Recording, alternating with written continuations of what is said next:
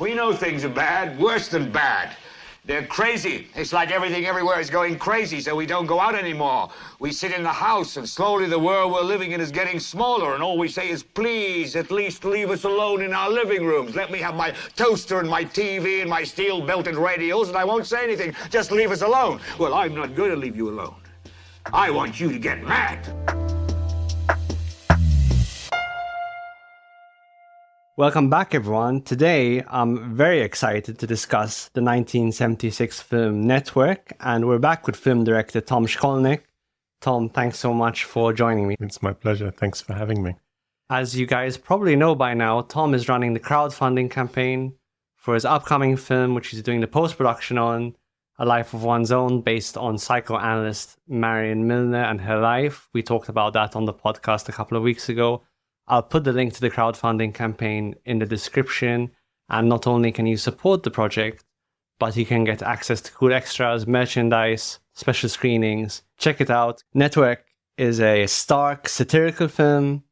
It's primarily about how a system can metabolize a human being's mental breakdown, but it's also about a lot of other things: aging, the evolution of media, the beginnings of what I would argue you could call the simulacrum, how media can be dehumanizing if you immerse yourself too much in it. It's generally considered a very prescient film. It's, of course, directed by Sidney Lumet and written by Paddy Chayefsky. This film is generally thought to have predicted the conversion of news from primarily information to entertainment, which seems very quaint now, thinking about what news was back in the 70s. The harnessing of anger for populist means, the conversion of human feeling into a commodity. As we did with Taxi Driver, I suggested some films that we could discuss, and you were quite keen to discuss Network. What's your relationship to this film, Tom? Well, it's funny. I said to you just before we started that you're going to take the lead on this because I really love Network, and I've always really loved Network. But I've never thought of it as a particularly psychological film.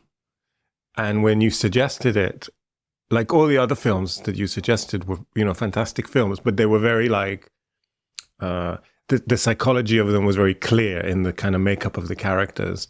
And I think there's something about Network that's it's like this sort of monolith of cinema, it's just this kind of incredible achievement of kind of 70s cinema and is unparalleled in its combination of comedy and satire, and yet so precise in the depiction of the characters. So I just love the film. I was really excited to talk to you about it and to see what you think about it as well. Yeah, and I think that's one of the things that makes a great film or a great work of art is that it can be about many things simultaneously. There's enough layers. So with Network, there is an aspect of it where you can say, okay, it's about media and evolution of media, and that's maybe the most obvious. But it involves a lot of very deep characters going through struggles, which are very important. So there is a commentary, I think, a little bit on human nature, and how human nature can respond to different systems. It's also a little bit about aging. It's about there are characters who are going through their life, and a couple of the main characters are at the end of their life, and how they interact with younger characters as well. So what I love about this film is you can take it from many different angles. How old were you when you first watched this film? It's a good question. It's unlike with Taxi Driver. I can't say that I remember specifically. But I just have such a memory of the first time I saw Howard Beale cracking up on TV, and this feeling that I was watching something that was like nothing else. When the camera pushes in Peter Finch as he goes on this incredibly long monologue, and he goes, I want you to stick your head out, and I want you to shout, I'm mad as hell, and I'm not going to take it anymore. And it's funny because I watched it again in preparation for our conversation, and I invited a friend who not only had never seen it, didn't know what happened in the film. And as the film was progressing towards that moment, my friend was just getting more and more excited. There was just a kind of real giddiness of the kind of anarchy of the film. And when that moment happened, my friend was just in kind of fits of laughter and joy.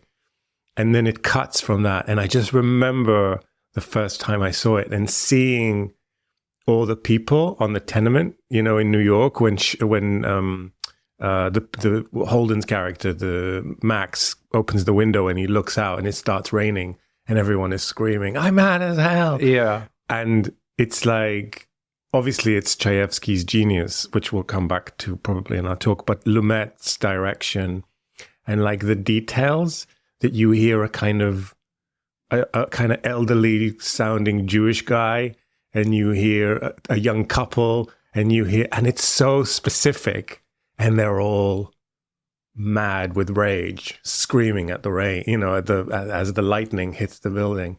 So I don't remember when, but I really remember the first experience, and it still affects me in the same way. I still get as giddy with the energy of the film now when I see it.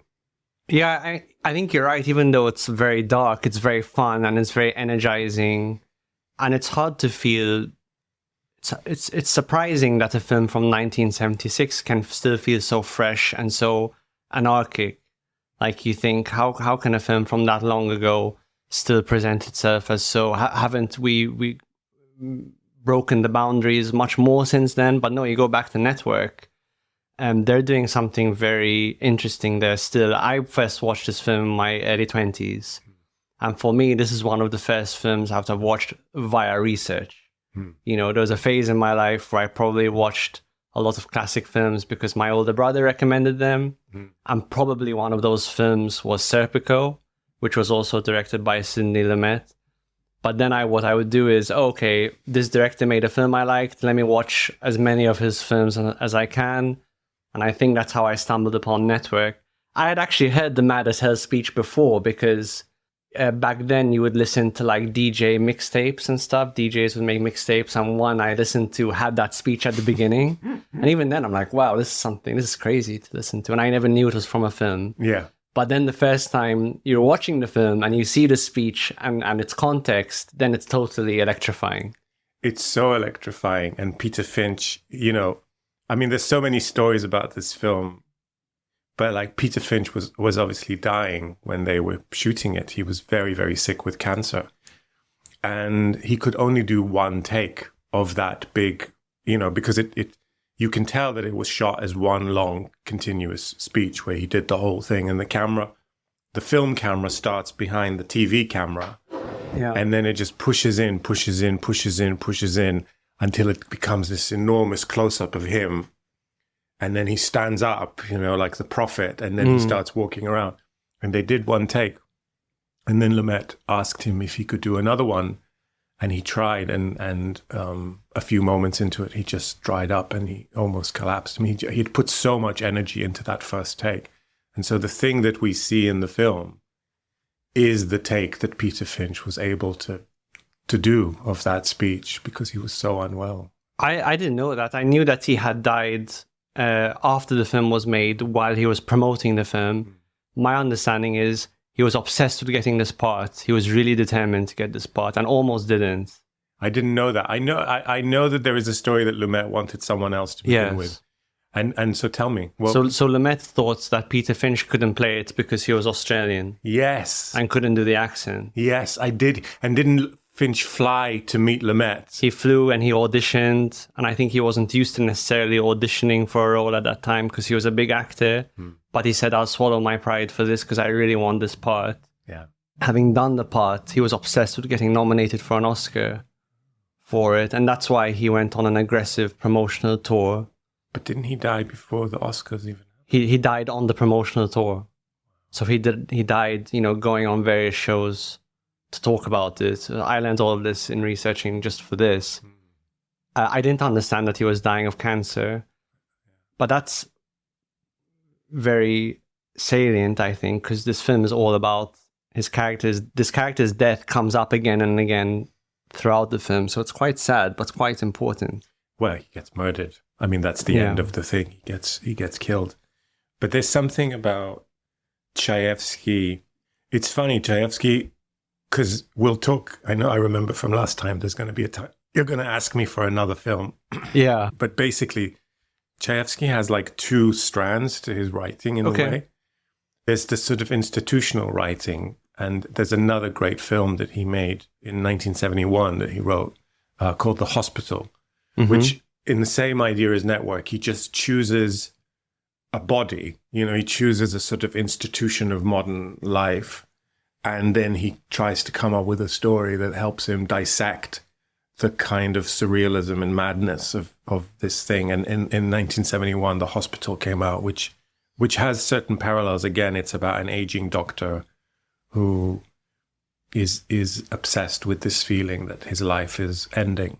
But then there's another great film that he wrote before that called Middle of the Night, where Frederick March plays an aging businessman who falls in love with his 24-year-old secretary. And there's something that Chayefsky comes back to of like, what do we look for in love, and what is the purpose of love in our life, and how do we confront our mortality?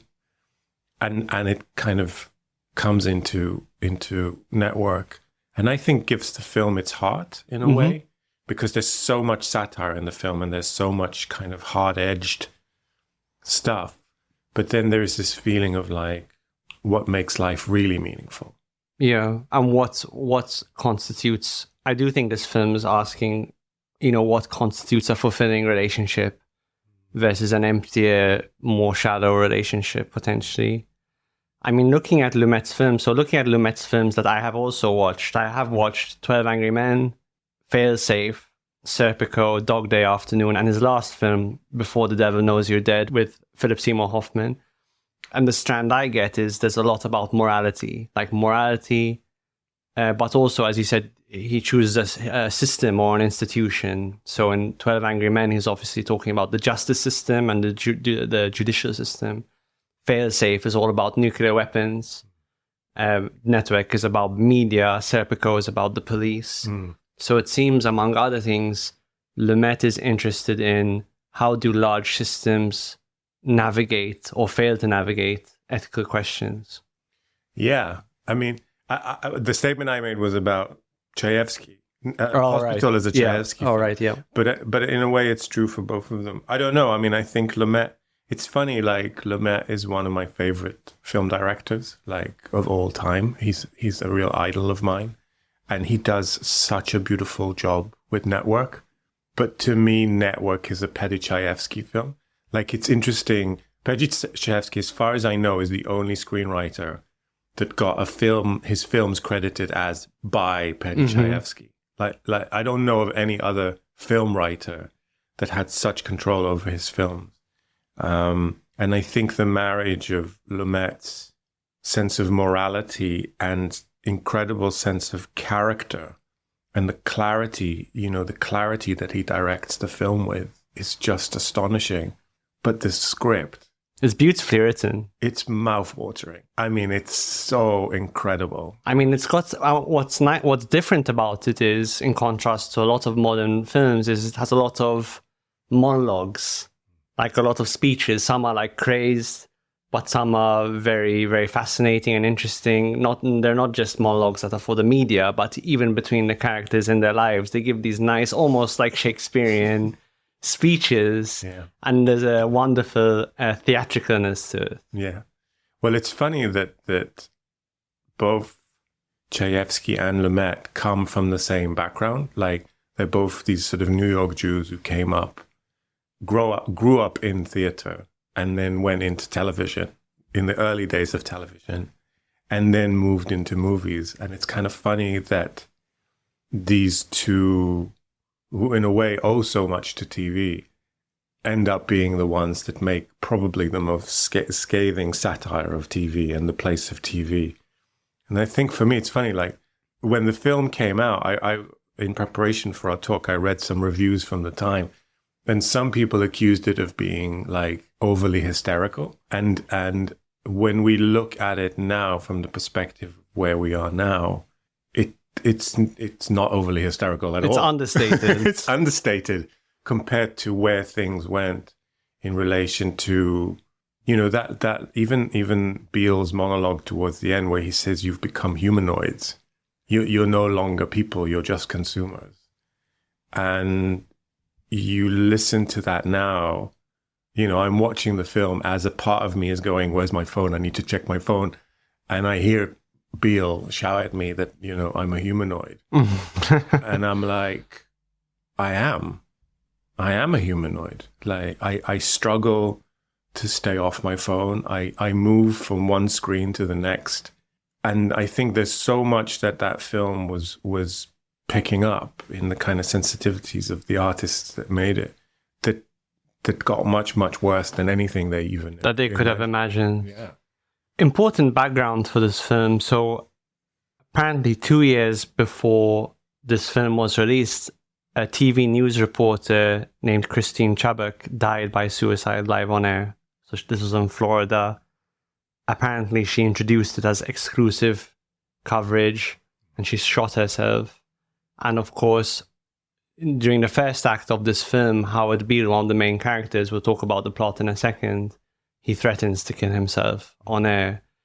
I don't think it's necessarily certain that this event inspired the film, but obviously parallels can be drawn. As Chayefsky claims that he didn't know, that it had nothing. He had already started writing that story when it happened. So I think his feeling was that it was sort of in this zeitgeist, and he was sort of picking up on something that was coming anyway, that someone was going to commit suicide as an act of entertainment.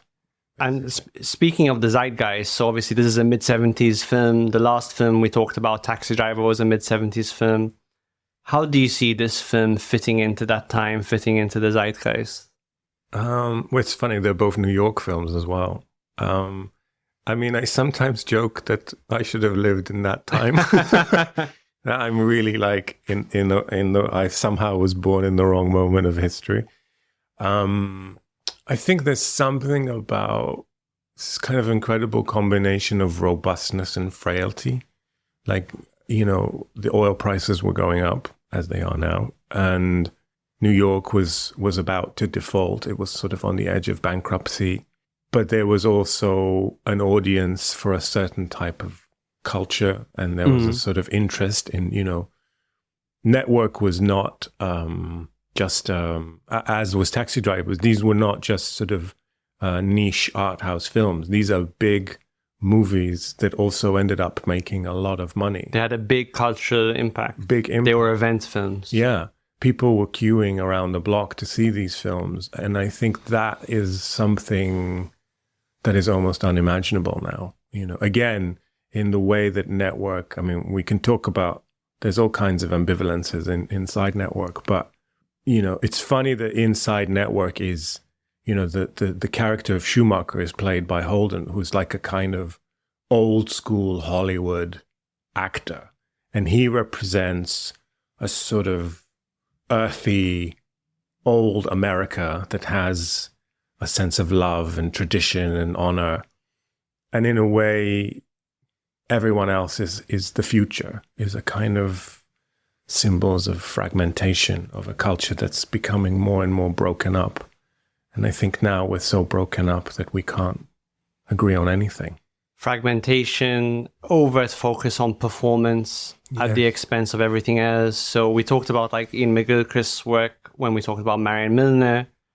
So what you could call a left hemisphere view of the world is very much on display as emerging in the news world and Network. Yeah, and a kind of performativeness of life. Performativeness of life, yeah. Like something that you can tell. Schumacher even says it to Diane when they break up. Like, just this feeling that people that we've stopped just watching TV. We've taken the TV into ourselves, and I think now we're all on TV. We are making our own, making our own content. We are advertising ourselves, our opinions, our personality constantly. And in that sense, there's something kind of Marshall McLuhan-y about it, like the kind of the speeding up and heating up of the mechanism of technology, and Network seems to sit in that space where movies turn into TV, and they can't even see that it's going from TV into computers, into mobile phones, and into 30-second TikTok videos. Into 30-second TikTok videos, exactly, of anything, you know, and you can feel that break happening in that film. And I think that's why it's like Ground Zero almost. Yeah, it just captures this moment of like the crack that happens, and now we can look at that moment and we can see its ramifications, you know. Again, just that last scene where he says goodbye to her, and he says, you know, how can we feel things?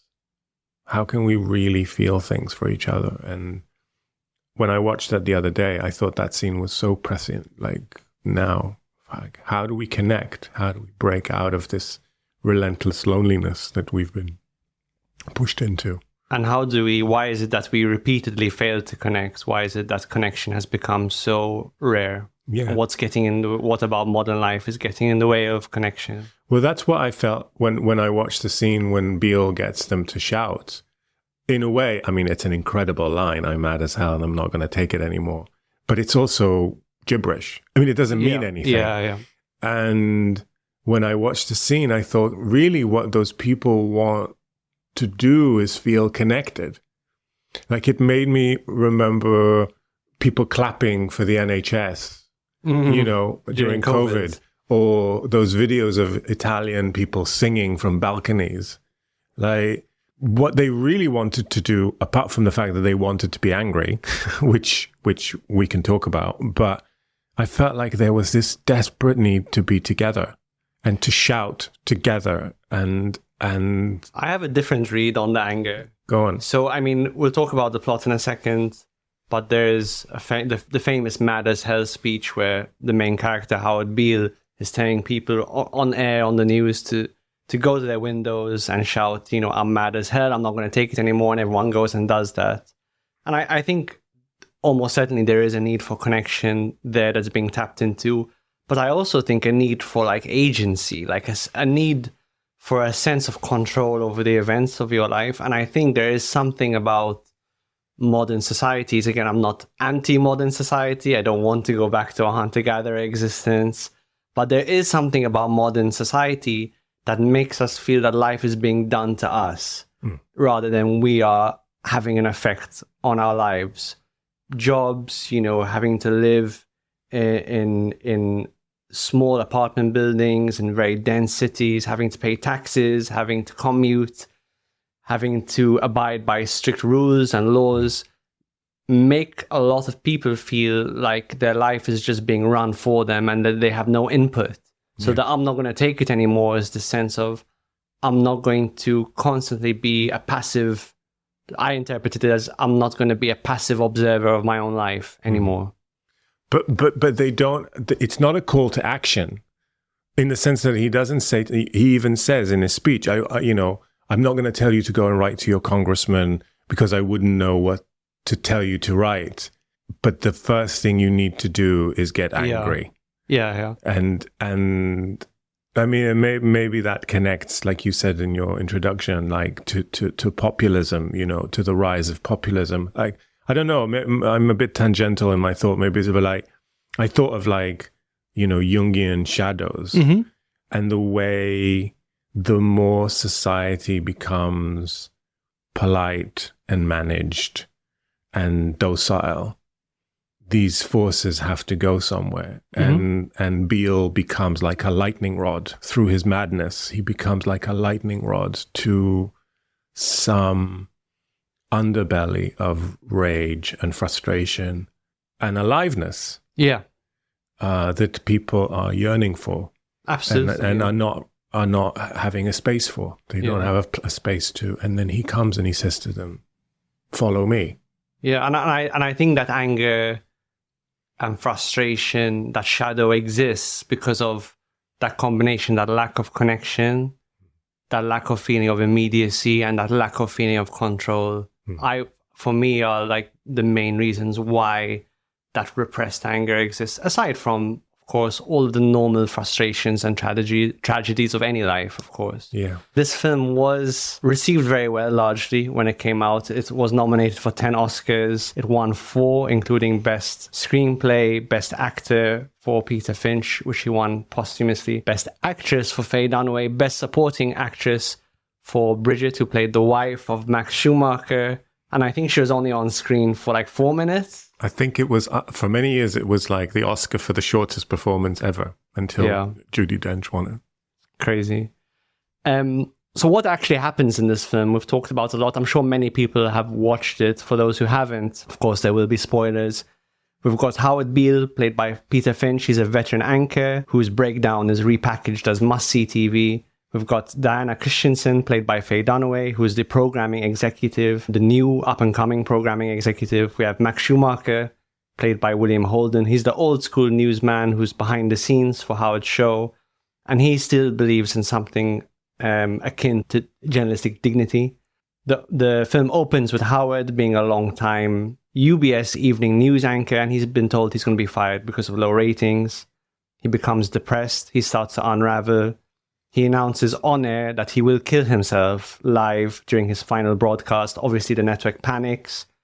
But then Diana convinces the network that Howard's breakdown is drawing attention. So instead of removing him, they actually keep him on TV. And then gradually, Howard returns to the air, not talking about killing himself, but he starts to rant and quote, tell the truth with growing intensity. This becomes the highest rated television show on air.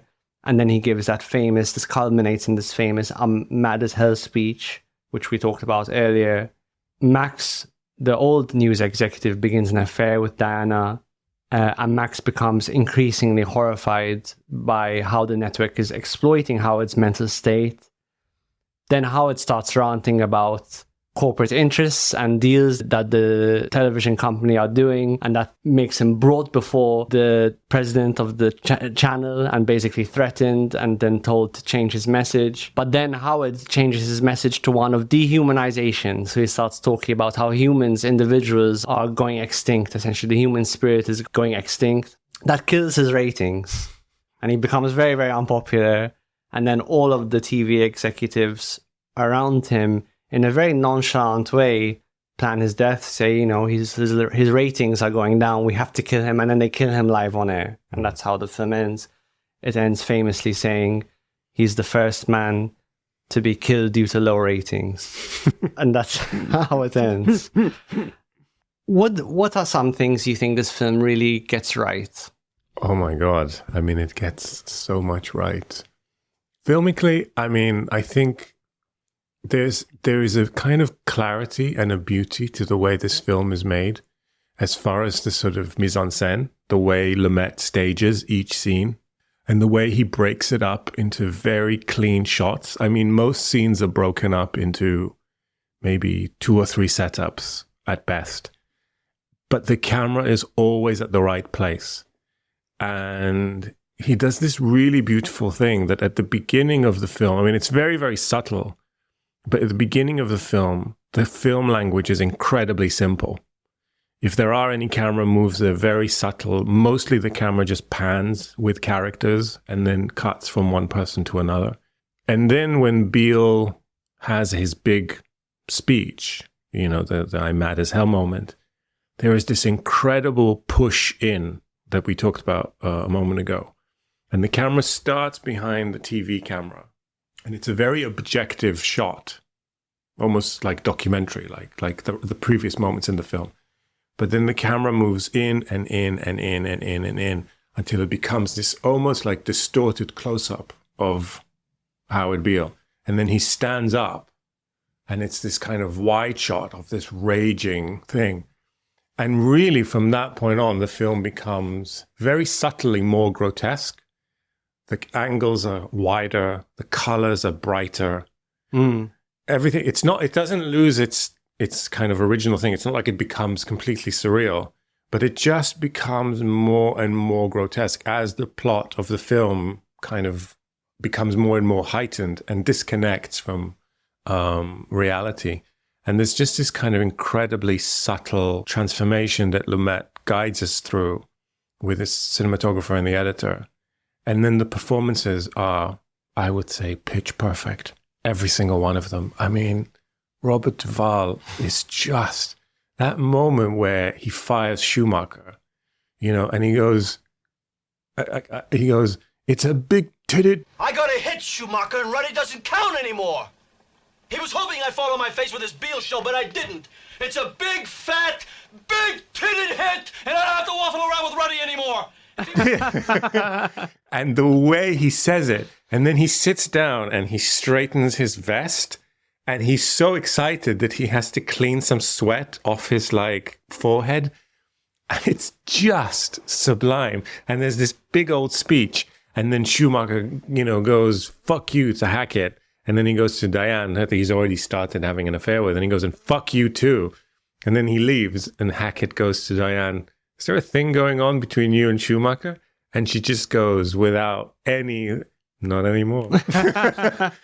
I mean, it's like every single beat of the film, you can just tell that they were all firing on all cylinders. I mean, it's just bliss to watch on that level. That camera push you mentioned, so starting with an objective shot of Howard Beale and then zooming in on his face. It's pushing in, so the camera moves, yeah. It's Yeah. not, because a zoom would have been more realistic. A zoom is still in the language of documentary. Right. But he literally, on a dolly, moves the camera. So what was at the beginning of the shot quite distant, and even with an object between us and the thing with the camera, the TV camera, becomes an all-encompassing experience of this hell and brimstone, fire and brimstone that's coming out of Howard Beale. And it's almost like that camera move mirrors or symbolizes what is happening with news in the film. So in the film, news starts from this very objective Walter Cronkite style of, we're just giving you objective information. Yeah. And that's how Howard Beale starts. 2, we're now giving you this crazy, grotesque, ranting and raving man who is just going to be emotionally expressive with no substance whatsoever. Yeah. And it's also something about, I don't know, subjectivity and madness and the power of madness, and what is madness responding to? What Howard's, what you're a professional, you can tell me, what do you think is wrong with Howard? From a psychiatric. So, I mean, this can, I guess maybe for me it feels this way. This can be almost the most boring part, but maybe it's interesting for those outside the profession. I think the closest or the most accurate diagnosis from a psychiatric point of view is something like a manic episode with psychosis. And that often happens when people have a huge life stress, like they're about to lose their job. So in the beginning of this film, Howard is told he's going to be fired. And what seems to happen is his sleep is disrupted. He starts to believe very unusual things. He has a hallucination at one point in the film that he's talking to God and that God has chosen him to deliver the task of communicating with the public and spreading a very important message. And so there's the manic part, which is being higher in energy, talking in a pressured and voracious way, not sleeping as much. And then there's the psychosis part, which is the hearing voices. And usually when someone also has a bunch of grandiose beliefs that are untethered to reality, you can put all of that under the umbrella of mania with psychosis, which I guess you could also think about this psychologically. So what is this process, however pathologically you may say it is, what process is it serving for him? And I think it's giving someone whose life's task and meaning have been taken away from him through his firing, because you really get the impression that Howard Beale is all about his career. I think in the beginning of the film, it says either that he's unmarried or doesn't have children, essentially hints that he doesn't really have a life outside of delivering the news. That's all taken away from him. And so there's an idea that something like mania, grandiose beliefs, and the psychosis gives you your life's task back. It gives you this sense of purpose and this sense of meaning. So that's the impression I get psychiatrically. Yeah. But it's funny, this feeling of meaning, the search for meaning. I mean, maybe that's sort of the backdrop to the whole film. what do we do to try and fill our lives with meaning? Yeah. And I talked to an existential psychotherapist last week, and that's obviously all about meaning. Existential psychotherapy is really geared at helping people find meaning in their lives. Because if you don't, things will occupy that void, which are very unhelpful. Like, for example, vague, undirected anger, as it happens in this film. I think it's also really telling that when Howard Beale goes totally off the rails and his show fully converts from a news show to a Madman of the Airwaves show, behind him on the set is stained glass, which is just like a church. So he very much fills the role as preacher. Yeah. And it's been a major criticism again of modern secular society that there is this God-shaped hole that until now we've very much struggled to replace. And so people find meaning in all sorts of other ways, some fairly benign like sports, others less benign like extreme ideologies, political extremism, some just, violence, various other things. So I think this film captures that quite nicely. Yeah. And the way it's like the way we're frightened of ourselves. It made me think of, I think we talked about him last time, the Century of the Self, Bernays, and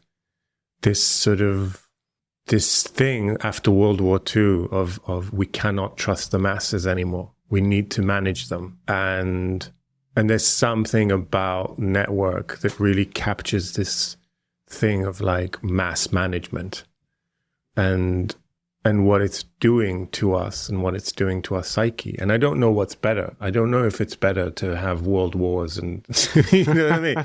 I don't know. It's not, it's beyond my pay grade to say. But I think this, like you said, the transition away from religion, or maybe from religion, we went to nationalism, from nationalism. And I think what network articulates and the speech that the guy gives to Howard Beale later in the film, the head of the conglomerate, and he says to him, there are no nations anymore. There are only conglomerates. You are an old man who thinks in terms of nations and peoples. There are no nations. There are no peoples. There are no Russians. There are no Arabs. There are no third worlds. There is no West. There is only one holistic system of systems. One vast and immane, interwoven, interacting, multivariate, multinational dominion of dollars. It's just a system of money. It's just a system of money. And so that's the world that was being articulated at the time that I don't even know if we're living in it in its pomp. I feel like we're living in it as even that is sort of disintegrating or something. But we don't know how to endow our lives with meaning, or many of us don't know. We're not encouraged to. No. It's not a conversation that's on the table. We don't talk about it in families. We don't talk about it in educational systems. We don't talk about the basic fact, which is people need to find a way to have meaning in their life. And if you don't do that proactively in some sense, as I referenced earlier, it will happen for you. Something will fill that gap. Hopefully that's a benign thing, or maybe even a good thing. Very often it's not. Yeah. Yeah. And the people in the film don't know how to fill their lives with meaning. I mean, in a way, Schumacher is the most conflicted. Max, he's the most conflicted. Because he got meaning from journalism at one point. He got meaning from journalism. You do feel that he has a sense of morals? I took a bit of an issue with Max Schumacher in the film. So firstly, I would say my favorite performance is Faye Dunaway's performance in this film. And it's a performance that's primarily one of an unemotional person, work-obsessed. She's depicted, even in her own words, as quite a masculine woman. And there's one very important exception to that. So she's basically illustrated as a woman with no vulnerabilities. She says, I don't feel emotions, I don't love, I don't fall in love. But then there's one moment at the end of the film when she and Max are breaking up, where she asks him in a whispered tone not to leave. And that was her one moment of vulnerability. my understanding is Lumet didn't want her to have any vulnerability, but somehow or another, I guess this moment slips past. And Well, yes, it's an interesting question. it's an interesting question. Yeah. Max is breaking up with her, and I don't love Max Schumacher, the character, in this moment, because I feel like he's projecting all of the badness into her, all the badness about his affair. He pays lip service to the fact that he betrayed his wife, but I think the sense you get is that he's giving her all of the emotional weight and the gravity, and he says, I'm going to leave you alone in your icy solitude. But in my view, looking at her and looking at Faye Dunaway's performance in that scene, she's actually feeling quite a lot, which leads me to think she's not actually this purely psychopathic character everyone wants her to be, but actually maybe a lot of this so-called unfeelingness is a defense. Who knows why she might have that, but actually maybe can feel a hell of a lot when she's vulnerable, but she does a lot to protect herself from being vulnerable. Yeah. Well, clearly. I mean, it's funny. I noticed that as well when I rewatched the film, because I know that story about Lumet insisting that she doesn't try and give any redeeming qualities. I think that's, from my perspective, we don't have either Lumet or Faye Dunaway with us to tell us, but I think sometimes actors can get scared that the audience won't like them. Mm-hmm. And they can make choices that are kind of trying to make their characters redeemable, or they're winking at the audience going, I'm playing a bad person, but don't hate me. And it can be conscious or it can be unconscious. And I don't know if that's what was happening with Faye Dunaway, but I have a feeling that Lumet was trying to keep her on the straight and narrow. And then there is that one moment. And what's lovely about that scene is also he leaves and the door shuts and it cuts back to a close-up of hers for just one moment of this incredible vulnerability. And then it's next. And in the next thing, she's saying we should kill Howard Beale. Yeah. She's back to, but it's sometimes when you're working with actors, from my experience, you need to not be frightened of being in tension with them, because sometimes you have to keep them in a state of tension, because they might want to make choices that are sentimental. And there's something about the tension between him and her that then eventually is expressed in that wonderful last moment that you talk. And also Lumet edited the film. So it's a choice. He knew what he was doing. And there's such a great payoff that this person who seems so unfeeling suddenly has this feeling. And you go, oh my God, she's in there. She's really in there. Yeah. But she can't find her way out. And it's a great payoff because they just use it once and they don't redeem her in the end. You know, they just say, okay, there is a person, but actually, for the most part, she's going to go back to her normal coping strategy of being quite psychopathic. But in a way, even if that's what we're like, you know, we how many of us have had that breakup and have gone, no, I'm different now. And then the next day, and we're not different. we were convinced when it happened. We were convinced that we were different, and then the next day comes, or a week after, and we're worryingly the same. We're upsettingly the same, and we might even remember that moment and go, oh, God, I remember thinking I was going to be different, and here I am. I'm not different at all, which is. Again, is kind of in the film, you know, how much are we able to change? How much are we able to grow? And I think Chayefsky from is quite scathing about that. I don't think he has much faith. He's a kind of European pessimist in that sense, even though he's American. And I guess one big psychological takeaway that I got from the film, which I think is really important and everyone should be aware of, is your environment does shape your psychology much more than we realize. So it's not only that you might fail to grow in all the ways that you may want to, although that is a problem, psychotherapy. Yes. But also, if you're embedded in a system that doesn't have an ethical core and that has a lot of bad incentives, you tend to take on the characteristics of that system if you let it. And this happens to almost every character in the film. Well, it's really interesting because what I started saying, Chayefsky started the project with a desire to look at television. He didn't start with characters, and in his first drafts of television is the character almost. Yeah. Television, in the same way that in the hospital is the main, television is the main character of the film. Mm. And in the sense, what you just said is so interesting because he started out with these he literally called them like the hot shot. So Diana... They're archetypes. Yeah, she was the hot shot. Howard Beale was Cronkite, he called it, like he misspelled it. Like the old codger. But then he just started investigating these people's lives and their history of living inside this system.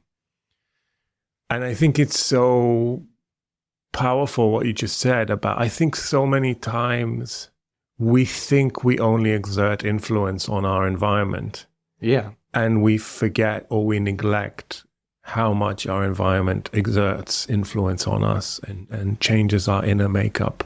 And I think Network is an incredible depiction of that, isn't it? About what it does to people.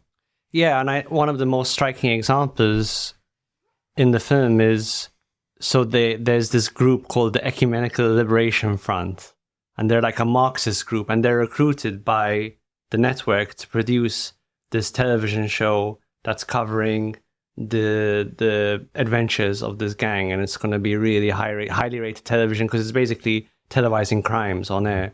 And at the beginning of the film, they're Marxist radicals. They're led by like an Angela Davis type character. And that's clearly the ideology of their preference at the time. And by the end of the film, they're dressed in like nice clothes and they're talking about ratings and they're talking about the other shows that compete. They're obsessed with ratings. Obsessed with it, yeah. Dog, fuck with my distribution costs. I'm making a lousy $2.15 per segment. I'm already deficiting $25,000 a week with Metro. I'm paying William Morris 10% off the top.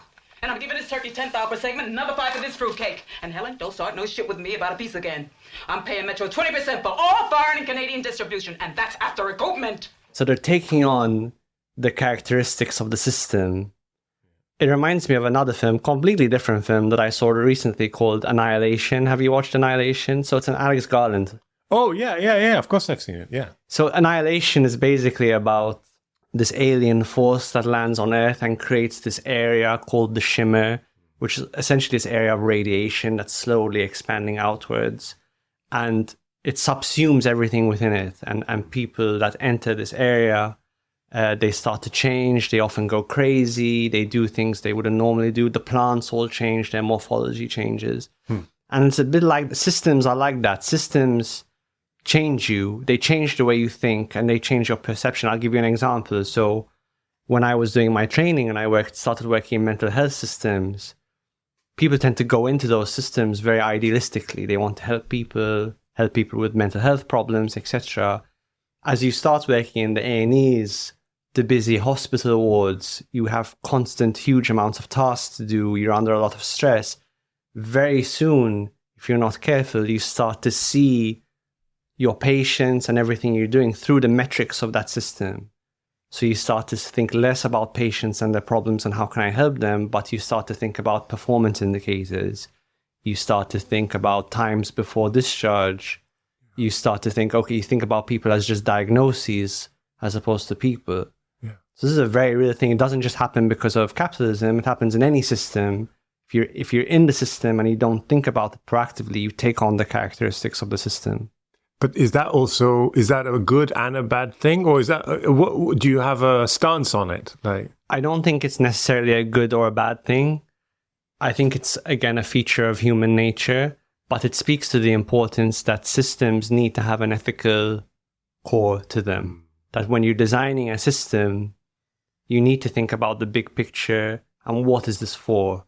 So if you think about Network, back in the day, so in the mid-70s, you had these huge television conglomerates that put on sitcoms and various other kinds of shows, and they made a lot of money. And the news part of these conglomerates was not intended to make money, and it was fine that they didn't. And it was considered a public service that these broadcasters did to use the immense privilege of having a broadcasting system with only 2 or 3 competitors in the US, that you deliver this public service and you educate the people in a dry, objective, unglamorous way about what's going on. And that is a big picture ethical point of view, right? What I just said. And what we see throughout the film is actually, no, we could use this because so many people watch already and people do crave news and they need information. We can hijack this, make it even more entertaining, slowly but surely drain the substance from it, and then make it into another profit-making entity. Yeah. So it's this kind of a loss of ethical consciousness. So I think you need, it's going to be a natural feature that when you're part of a system, you take on its characteristics. And that's why you need to design systems very carefully. You need to design them with ethics in mind. And do you think we are now? I think this is above my pay grade. I think it depends on the system. What I saw on the NHS is obviously the NHS isn't one system. It's a collection of smaller systems, like an A&E department is one, a ward. And what I found is there'll be pockets of really great systems, pockets of really great culture, where the people in charge of that ward or that clinic or that A&E department, they had enough gravity and they had enough good people to create that culture that was very positive and very helpful and kept those ethics in mind. And the metrics were a tool rather than the metrics become the ultimate objective. Again, it's more right hemisphere than left hemisphere. And then there were departments and teams and cultures where unfortunately that wasn't the case. So I don't know if you can make a statement about sort of all the systems, but it's a huge danger, Well, I guess it's funny, in one of the drafts, the early drafts, Chayefsky was toying with the idea that the conclusion he wasn't aiming for the conclusion to be the murder of Howard Beale on TV, but rather the news becomes lies. The network decides that they want to try and engage America in a war with China. And they start trying to use Howard Beale to, and it's a direction that he abandoned, and I think it works better in the film. But when I think about where we're living now and the transition from, news, Diane attacks Schumacher and she says to him, it's entertainment anyway. You're just presenting it in this sort of very serious way, but it's still entertainment. You're just putting it in a certain form, which I think there's something to be said about that. But the film depicts the transition of news into entertainment. And I think now we've moved into this place where we talk about, fake news, like where we can't even agree on what is true. So it's not even just about, I think that's what I mean when I talk about the fragmentation of things, like that it's not even like the centralized version of a story. It's this sort of multitude of endless mini stories that no one can decipher. And what's fascinating about the characters of Beale and Schumacher is it's also the decline of a sort of patriarchal white male-dominated society. And they sort of don't know who they are in this new world, in the world of Diane Christensen.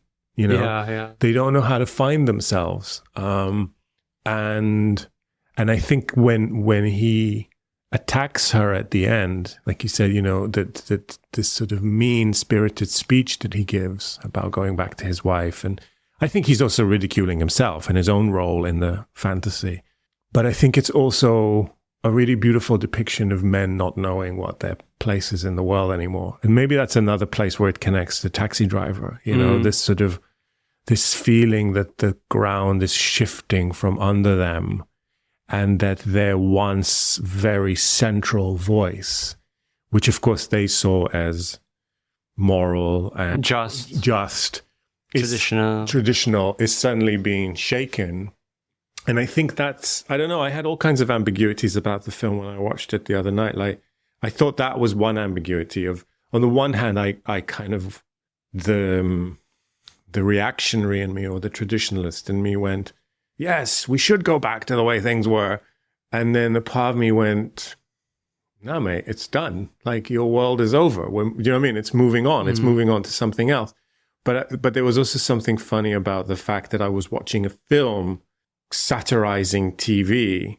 And I was like, but film is also a dream machine.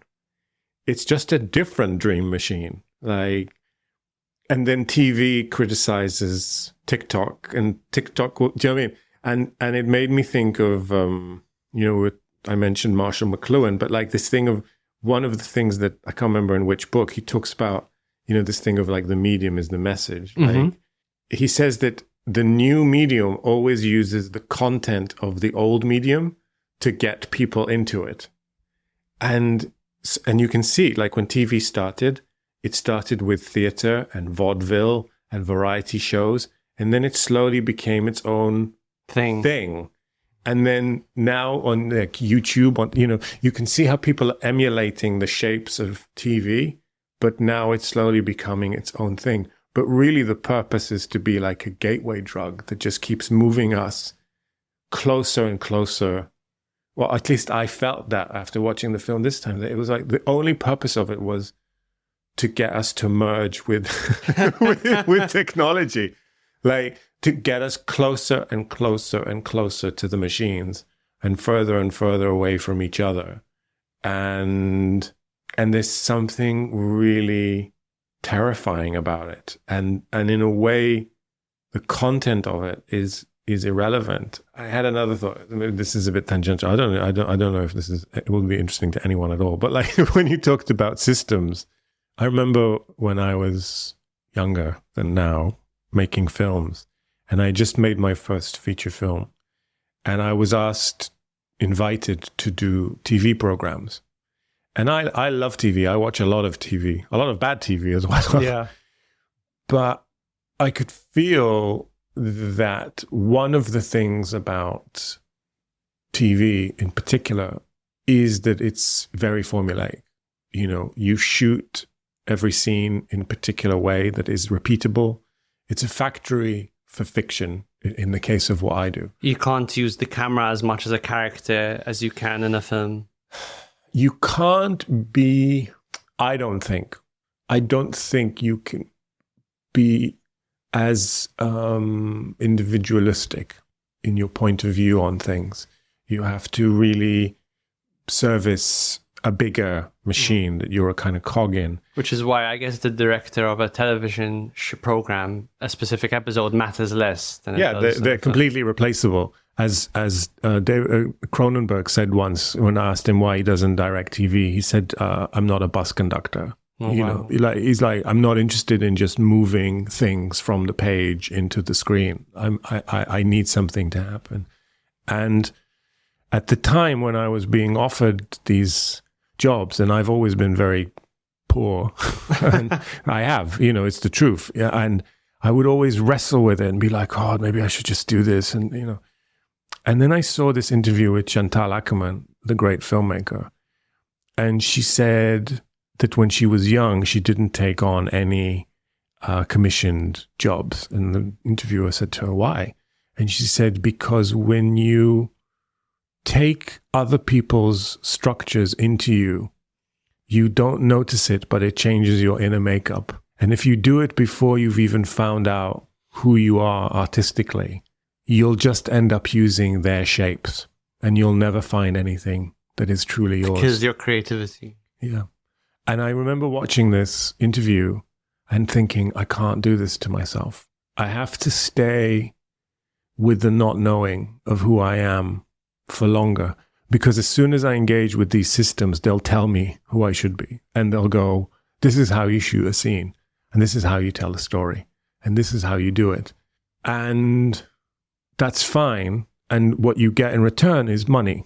You know what I mean? You get a fair bit of money if you're good at it. But if you don't go down that route, you might not find anything. You might discover that you actually have no artistic voice, but you might discover something.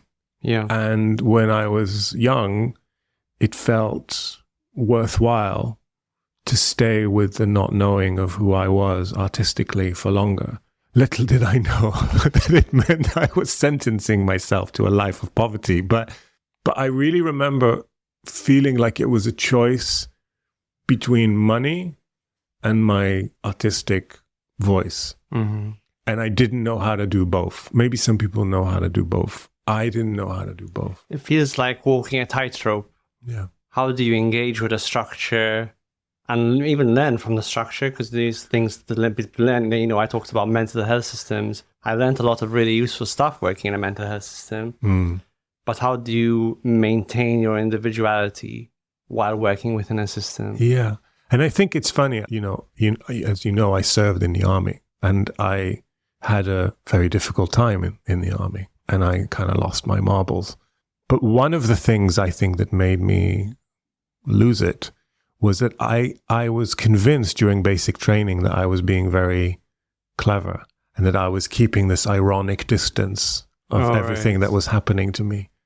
And then I realized that I hadn't, that actually this thing was so powerfully structured that it was placing things in me, and I couldn't bear it, and I had to get out, at great costs and to me. And I think there is something in me that's very wary of systems now, sometimes to my detriment. Maybe, as you said, sometimes overly wary. I'm too protective of myself from, and I think maybe that's a place that I really relate to Paddy Chayefsky's voice. I mean, you can really feel his utter contempt for systems and his unrelenting belief in the individual or in rebellion or something. And it's very addictive. I don't know if it's very grown up. Do you know what I mean? It's very seductive, but I don't know if it's fully true, but it makes for a good story. Yeah.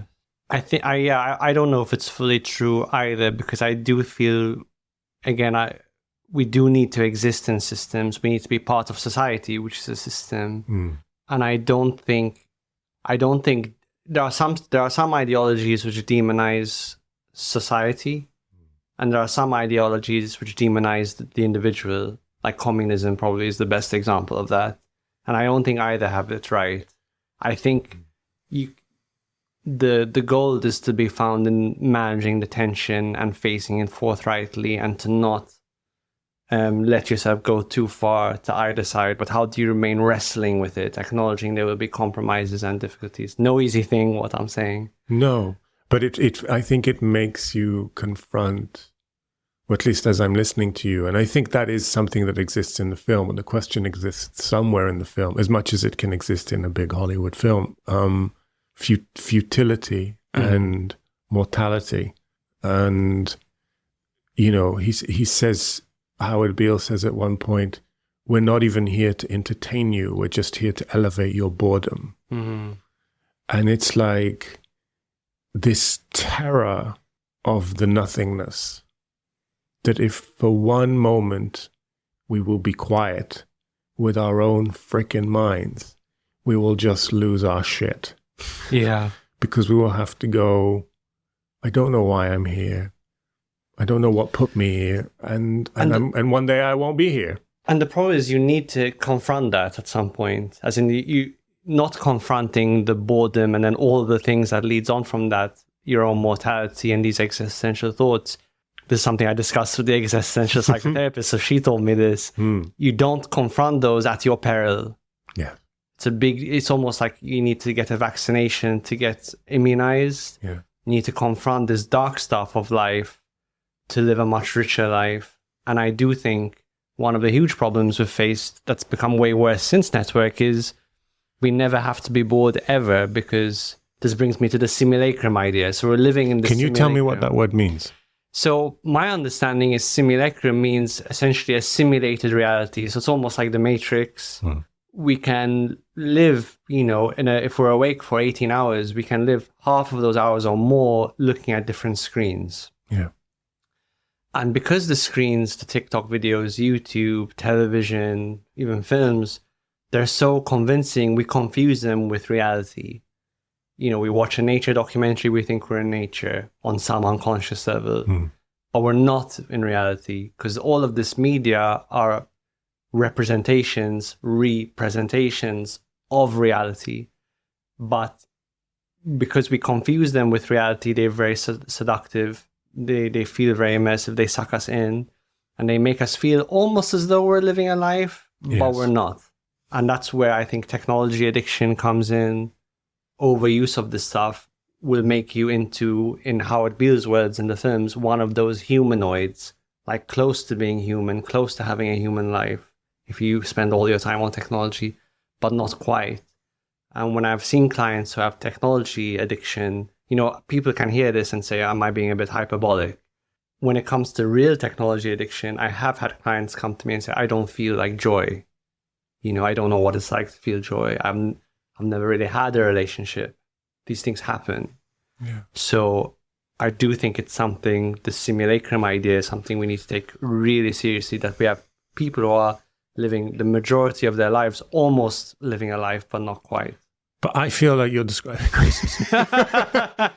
No, I mean, I'm being sort of mostly facetious, but not, I mean, I don't feel like I'm addicted to technology. Yeah. And I think, again, as you know, we've met a few times now, like I'm quite a reactionary in many ways. And I feel like and yet it's so powerful that I do find myself, that horrible moment where I find myself taking a holiday from one screen on another screen. Like literally the best I can do is go from my phone to the computer or from the computer to my phone. And, or, you know, I make sure that I have 2 sessions if I'm not working with other people, like 2 sessions a day of reading, like reading a book. And I'm finding that I'm struggling to stay concentrated. And I'm finding that I'm struggling to stay concentrated for the length of a whole film without checking my phone, which certainly wasn't the case even 2 or 3 years ago. And the fear is, I think, is some kind of fear of encountering some deep loneliness in me. That the phone... You think it's fear-based rather than just like habitual, you've used the technology a lot and therefore...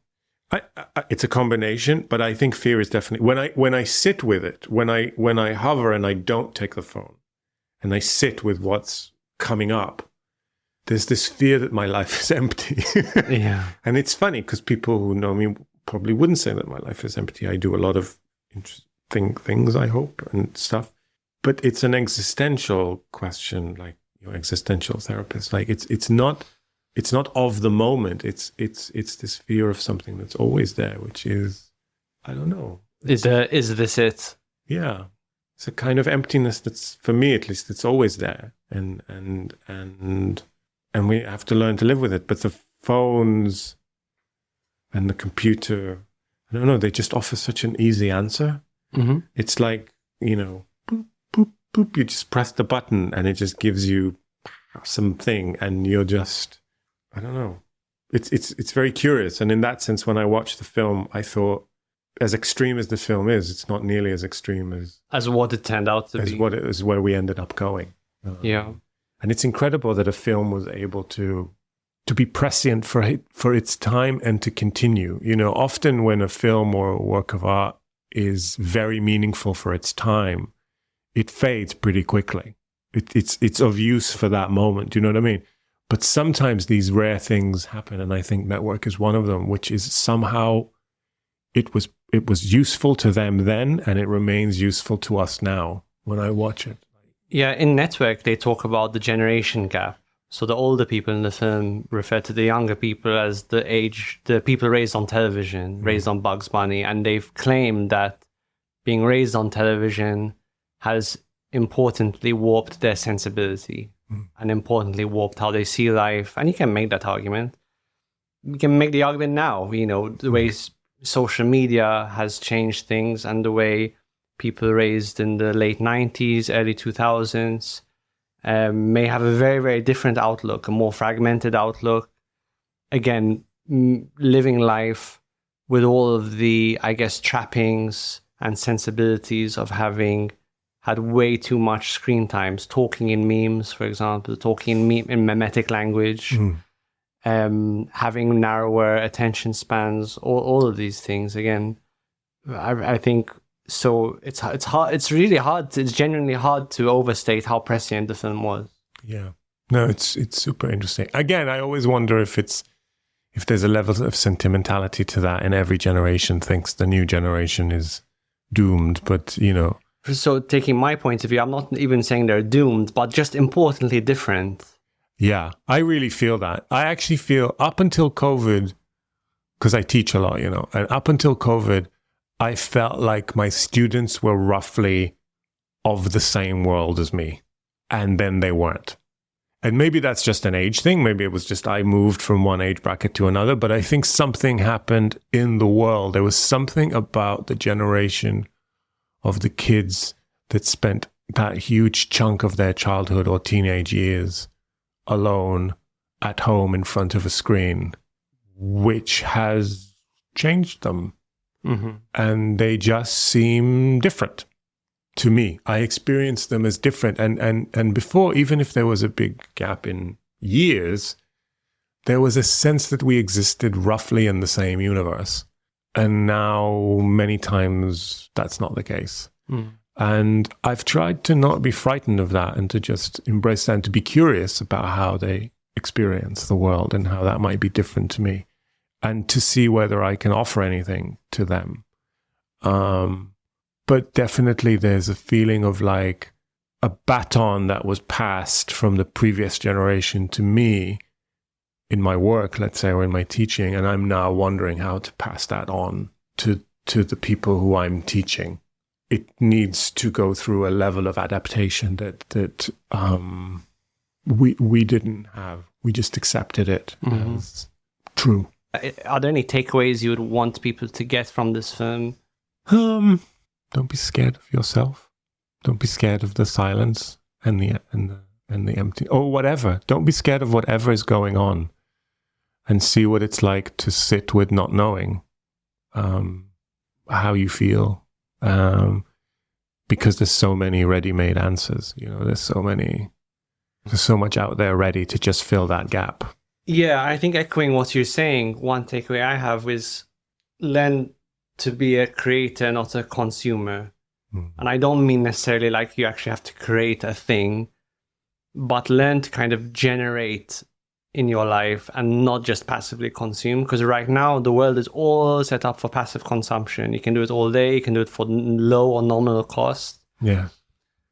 But see, even if in the most subtle ways, you can start to become a creator in your life. That might be, you know, you're at a workplace. See if you can generate ideas for ways to do something different at your work. You're trying to think of something to do with your friends. See if you can come up with a new off the beaten path idea. See if you can find some small creative exercise you can do in your day, like some writing, or even you can make videos now more easily than you ever could before. Not necessarily for an audience. Yes. But be very aware that the default human life in the West right now is you're going to be slotted into the path of I am a passive consumer. And you need to, in my view, for your own human spirit, go against that. I mean, enjoy, you know, some of the beautiful art you can enjoy, but then also create a creative, generative strand. Well, it's sort of being a it's being a creative person in the sense that one's life is a work of art that you're making. See what impact you can have on your own life. Yeah. I think that's something we can all remember. I mean, I think for me, I get so consumed with the making of actual art that I forget to... My boss in a school I teach in Denmark, who is a person I really love and admire, she said to me last time I was there, she just looked at me one day. She went, "You work too much." And I said, "What do you mean?" She said, she just looked at me, stared me in the eye, and she went, "You know what I mean? You work too much." Did you know what she meant? Yeah, I work too much. but in the sense that work, when you love what you do, it can be all consuming, and that's a very beautiful and enlivening thing. But it can also become a bit narrow and myopic in its own sense, and it can block other things from entering into your life. And I think she was sort of saying to me, you need to try and be more balanced. You know, I don't know if that's possible, but I think that was what she was trying to say to me. Yeah, that was actually the other takeaway I had, which is you are what you repeat. You repeat something, you slowly become that thing. So if you become obsessed with ratings and having the highest rated news program, you kind of become that machine. Yes. I've noticed it with content creation, podcasting. You do that too much and you start to see everything through the lens of media. And I think this especially applies to short form. So not necessarily recording a couple of hours conversation like this, but taking this conversation and saying, what are the 30-second clips that would work well on Instagram?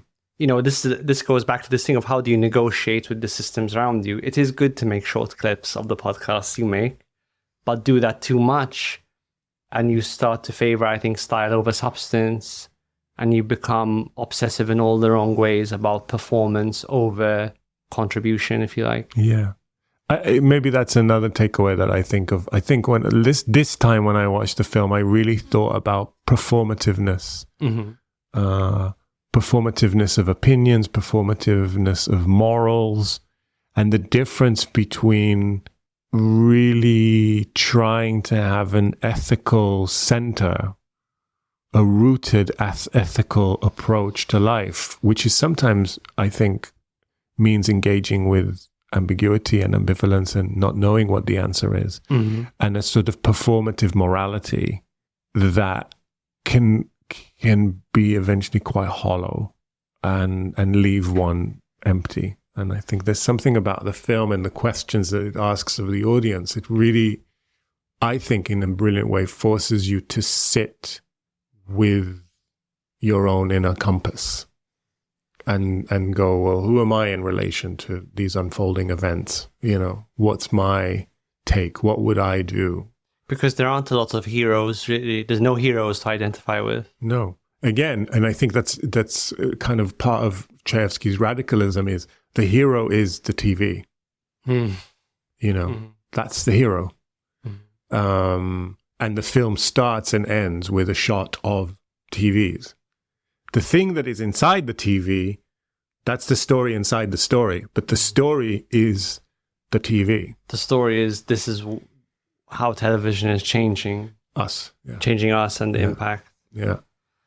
I guess similar to what you're saying, a last takeaway I had is that this emotional catharsis that you see in the film, so how Bill is having these huge emotional runs, that can be a trap. Because catharsis without catharsis without substance, catharsis without an ultimate ethical aim is a bit meaningless. It can give you this feeling of, I'm part of something. You know, I can go outside the window and yell, I'm mad as hell, I'm not going to take it anymore, as you said at the beginning. It can be quite meaningless unless you do the real introspective work to look at, what do I actually care about? What do I want to move towards? And then anger can be a very useful tool for that. It may not be the tool you want sustainably. Anger is good to kind of move out of apathy. You don't want to live your whole life on that anger. Some people do. Tends to lead to burnout. Yes. But in that beginning stage, to wake you up, it can be very useful, but not without a point. And I guess that's a lot of what we see nowadays is anger being misdirected. Splurged. You know, the classic example, if we're looking at news television, is directing anger towards immigration, for example. And you're going to harness this feeling of disenfranchisement that people have, rile up their anger, have a useful target in the form of immigration, and that gets people to mobilize people to do what you want. Yes. Which again is part of what Jessup, the guy, the head of the conglomerate, tries to do with Beale. You know, he tries to go, I've got this prophet, now I'm going to get the prophet to say what I want him to say. And it's interesting that it doesn't work in the film, in the sense that the ratings start falling.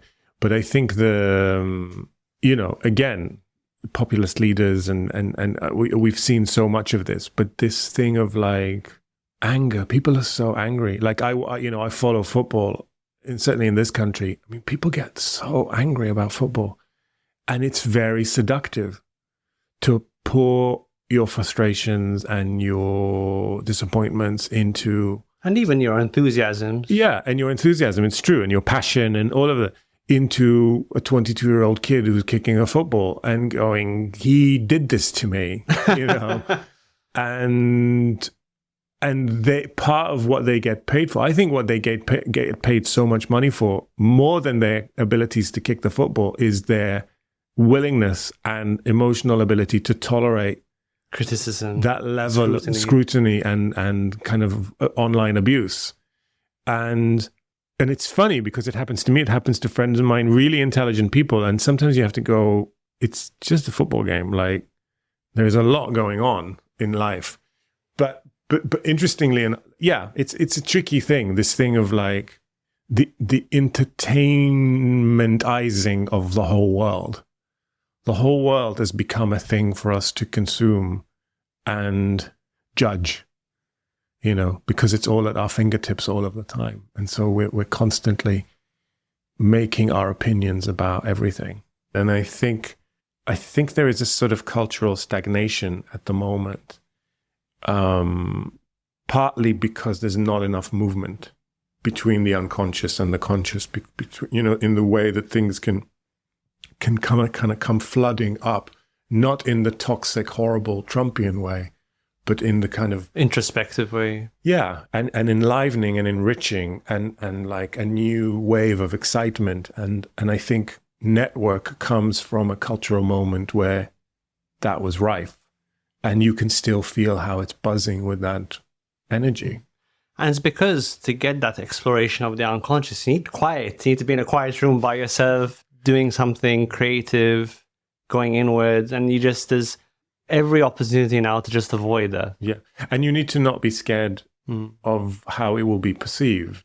Yeah. The fear, you have to lose the fear of making a mistake or looking stupid. Yeah. And I think, again, when I see it myself, but I certainly see it with my students, you know, we call it, like with one group I taught where it was very, very strong. We started referring to it as the eye of Saruman. There was because they were so paralyzed. And eventually I said, let's talk about it. You know, what's going on? Why are you so frightened? And they said, because I feel like someone is watching me. And I said, well, who? Who do you feel is watching you? Is it someone in the group? And they were like, no, it's just a big eye watching me all of the time. And that was a big epiphany for me when my students were able to articulate that to me, because I live with all kinds of anxieties, but I don't live with this feeling that there is a big eye looking at me all of the time. Mm-hmm. And they did.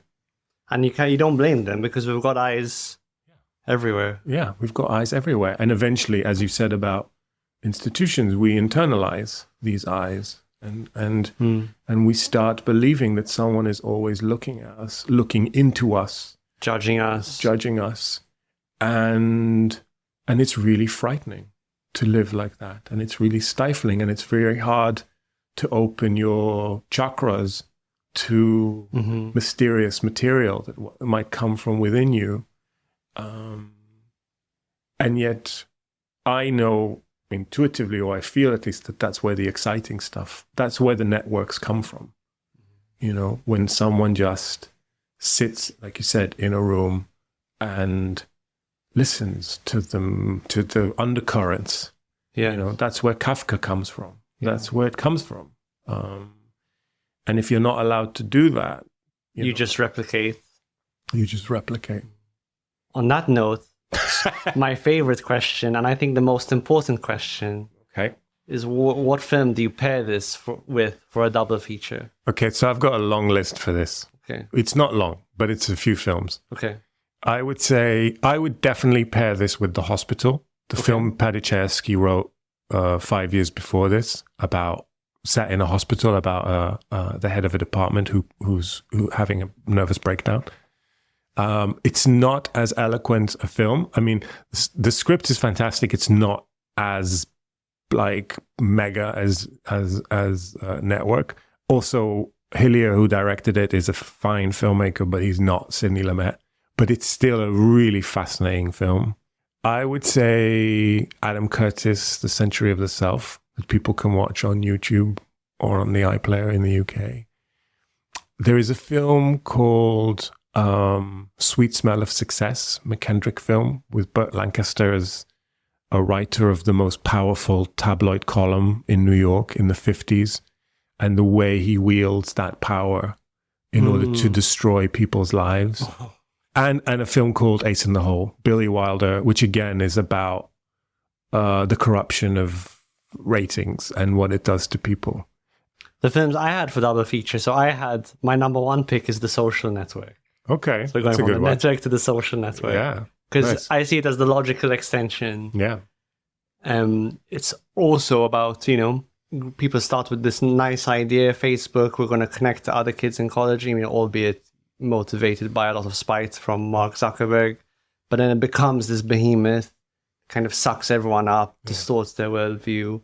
also stylistically another very verbose film. Very verbose. Yeah. Yeah. Good, that's a good choice. Thank you. I'm so validated. And similar, you said directors do different things to get something out of the actors. David Fincher, who directed Social Network, my understanding is what he does is he makes them do relentless amounts of takes. Yeah. And you see that there's something about the fatigue of a lot of his words and his performances.